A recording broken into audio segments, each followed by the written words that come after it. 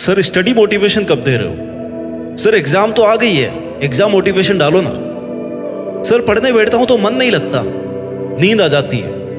पढ़ाई को छोड़ करके हर काम करने का मन करता है, केवल पढ़ाई करने का ही मन नहीं करता। सर पूरी साल निकल गई है, एग्जाम सर पे बैठी हुई है, बहुत ही प्रेशर में हूं। ये 10-12 मिनट का वीडियो समर्पित है हर उस स्टूडेंट को जो पढ़ना तो बहुत कुछ चाहता है, जिसके सपने बहुत बड़े बड़े हैं लेकिन पढ़ नहीं पा रहा है। इस वीडियो की एक भी लाइन मिस मत करना और इसको स्किप मत करना। वीडियो की शुरुआत करते हैं थोड़ी सी बोरिंग लाइंस के साथ, लेकिन जैसे जैसे आप मेरे शब्दों को सुनते जाओगे वैसे वैसे इनमें खोते जाओगे और इनकी ताकत को महसूस करते जाओगे। चलो लेट्स स्टार्ट। एक अकेले तुम हो जो अपनी पूरी लाइफ को बदल सकते हो, या तो बना सकते हो या फिर बर्बाद कर सकते हो। आप में से कई स्टूडेंट ऐसे हैं जो पढ़ना तो चाहते हैं लेकिन उनका मन पढ़ाई में नहीं लगता। अच्छे मार्क्स लाना चाहते हैं, क्लास को टॉप करना चाहते हैं, लेकिन उस हिसाब से पढ़ाई नहीं कर रहे हैं जिस हिसाब से उन्हें पढ़ना चाहिए। एग्जाम टाइम में भी वो कहीं ना कहीं अपना टाइम वेस्ट कर रहे होंगे। और आजकल के कंपटीशन के जमाने में तुम्हारा अगर थोड़ा सा ध्यान भी डाइवर्ट हुआ ना तो तुम्हारी रैंक बहुत पीछे हो जाएगी, यहाँ तक कि तुम रेस से भी बाहर हो सकते हो। और आजकल माइंड डाइवर्जन का बेस्ट सोर्स है तुम्हारी जेब में रखी तुम्हारी बर्बादी, तुम्हारा mobile phone, social networking, online games, web series, Insta reels. और बहुत सारे स्टूडेंट्स इन सब में उलझे पड़े हैं। उन्हें पता ही नहीं चल रहा कि कब जुलाई का सेशन शुरू होकर मार्च के बोर्ड, आईआईटी, नीट के एग्जाम आ गए हैं। वो टाइम वेस्ट करते करते यहाँ तक पहुंच गए। इस बात की रिग्रेट में है कि मेरा अब क्या होगा। तो दोस्तों, इस रिग्रेट से कि मैंने कितना टाइम खराब कर दिया है, मैंने क्यों तैयारी नहीं की, इससे बचने का एकमात्र यही तरीका है कि लगातार बिना माइंड को डाइवर्ट किए पढ़ाई करना। कभी भी ये मत सोचना कि मेरे पास अभी बहुत टाइम पड़ा हुआ है, क्योंकि सभी के पास इक्वल टाइम है। और जब तुम ये सोच रहे हो ना कि मेरे पास बहुत टाइम है, तब बहुत से स्टूडेंट ये सोचकर पढ़ाई कर रहे होते हैं कि यार ये मेरा लास्ट चांस है, मेरे पास सिर्फ आज का दिन है। इसलिए अगर रेस में जीतना है ना तो दौड़ तो करनी पड़ेगी, वो भी बिना रुके, बिना थके।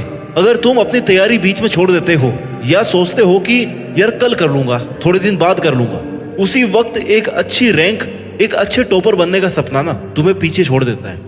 और इन सब के लिए सबसे ज्यादा जरूरी है तुम्हारा फोकस्ड रहना। अगर तुम सिर्फ और सिर्फ अपनी पढ़ाई पे, अपनी किताबों में फोकस होकर मेहनत करते हो तो तुम रेस जीतने के दावेदार बन सकते हो। इसके लिए तुम्हें मल्टीटास्किंग से बचना होगा और पूरे फोकस के साथ सिर्फ और सिर्फ पढ़ाई करनी होगी। क्योंकि पढ़ाई के साथ साथ जब तुम कोई दूसरा काम कर रहे होते हो ना, अपने मोबाइल के नोटिफिकेशन चेक कर रहे होते हो, दोस्तों से मिलने जा रहे हो, खुद को थोड़ा सा सोने का लालच दे रहे हो, तो तुम शायद जीतना ही नहीं चाहते। इन सब से डिस्ट्रैक्ट होने के बाद तुम्हारा माइंड तुम्हें पढ़ाई के लिए मोटिवेट नहीं करेगा, क्योंकि तुम्हारे माइंड को भी भैया कंफर्ट जोन चाहिए और उसे तुम कंफर्ट जोन बहुत आसानी से दे रहे हो। तो वो क्यों ना चाहेगा आराम करना, वो क्यों चाहेगा रात भर जगना। सारा खेल फोकस का है और तुमने फोकस की धज्जियां उड़ा रखी है। दुनिया का ऐसा कोई काम नहीं है जो बिना फोकस के कर सकते हो। कुछ स्टूडेंट ऐसे होते हैं जो 10 घंटे पढ़कर भी उतना आउटपुट नहीं दे पाते जितने कुछ स्टूडेंट्स 5 घंटे पढ़कर भी आउटपुट दे देते हैं। क्योंकि 10 घंटे पढ़ने वालों में फोकस की कमी थी, उनका ध्यान कहीं और था, आधा कहीं था, आधा कहीं और था। और 5 घंटे पढ़ने वालों को पता था कि वो शांति से फोकस करके अगर 5 घंटे भी पढ़ लेंगे ना तो उनके लिए काफी होगा। उन 5 घंटों में उन्होंने अपनी पढ़ाई के अलावा कुछ भी नहीं सोचा, उनका ध्यान कहीं और नहीं गया।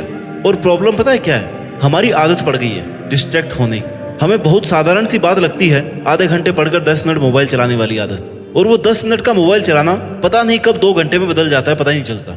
और किसी भी काम के लिए फोकस करना कोई एक दिन का काम नहीं है।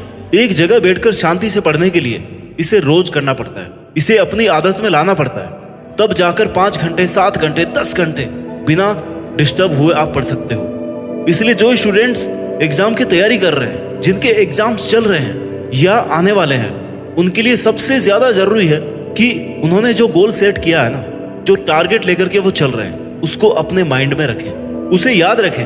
क्योंकि अगर तुम अपना टारगेट भूल जाओगे तो तुम्हारा माइंड तुम्हें उस डायरेक्शन में प्रमोट ही नहीं करेगा, तुम्हें वो पढ़ने के लिए कहेगा ही नहीं, क्योंकि उसे पता ही नहीं है कि तुम्हारा टारगेट क्या है। और जब उसे तुम्हारा टारगेट पता होगा ना तो वो बार बार तुम्हें कहता रहेगा कि भाई तेरा ये टारगेट है, तुझे पढ़ना है, तुझे आज इतना पढ़ना है, फोकस करना है। इसलिए सबसे पहले तो फोकस करने पर फोकस करना सीखो, अपने गोल्स को, टारगेट को याद रखना सीखो।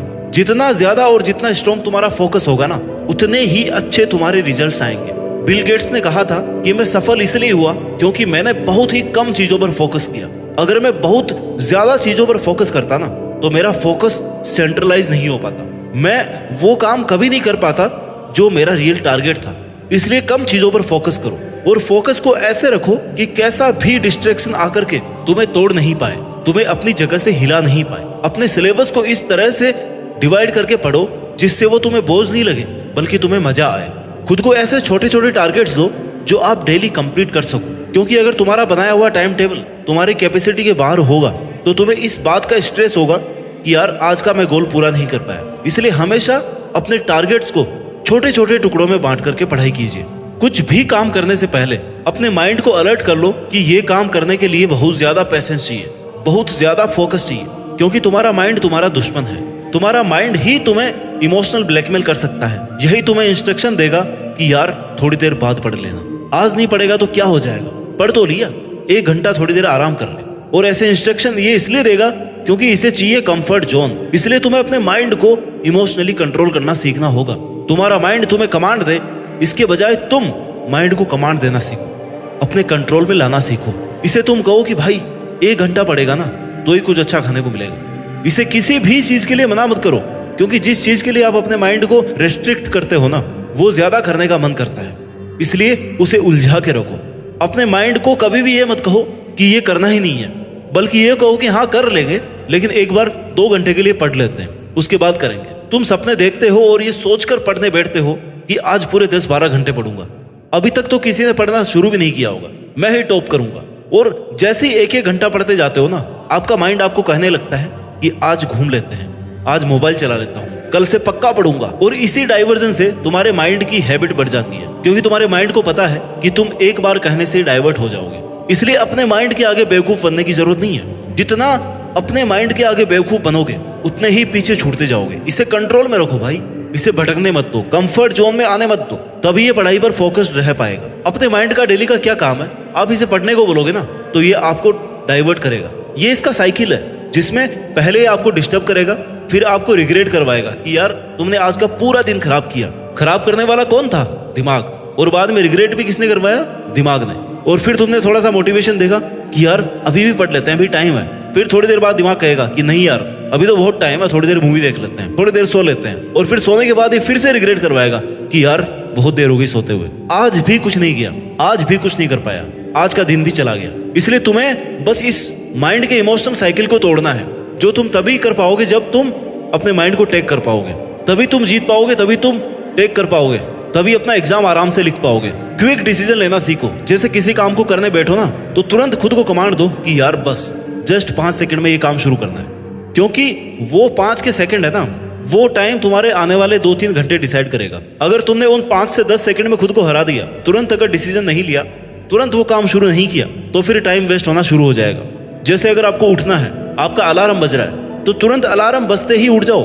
वहां से वो 5 सेकंड का टाइम ना तुम्हारे डिसीजन मेकिंग के लिए काफी होना चाहिए, क्योंकि अगर तुरंत डिसीजन नहीं लिया तो तुम्हारा माइंड तुम्हें कंफर्ट जोन में जाने के लिए कन्विंस कर ही लेगा, तुम्हें वापस सोने के लिए मजबूर कर ही देगा। इसलिए जब भी किसी एक काम को छोड़कर दूसरा काम शुरू करो ना तो उसमें 5 से 10 सेकंड से ज्यादा डिसीजन लेने का टाइम नहीं लगना चाहिए। और जब पढ़ाई शुरू कर दो, थोड़ी देर बाद तुम्हें लगे कि तुम डिस्टर्ब होने वाले हो, डिस्टर्ब होने लगे हो, तब अपने माइंड को फिर से बेवकूफ बनाओ कि यार 5-10 मिनट बाद में उठेंगे, थोड़ी देर और पढ़ लेते हैं, उसके बाद पक्का घूमने चलेंगे, फिर वापस पढ़ने लग जाओ।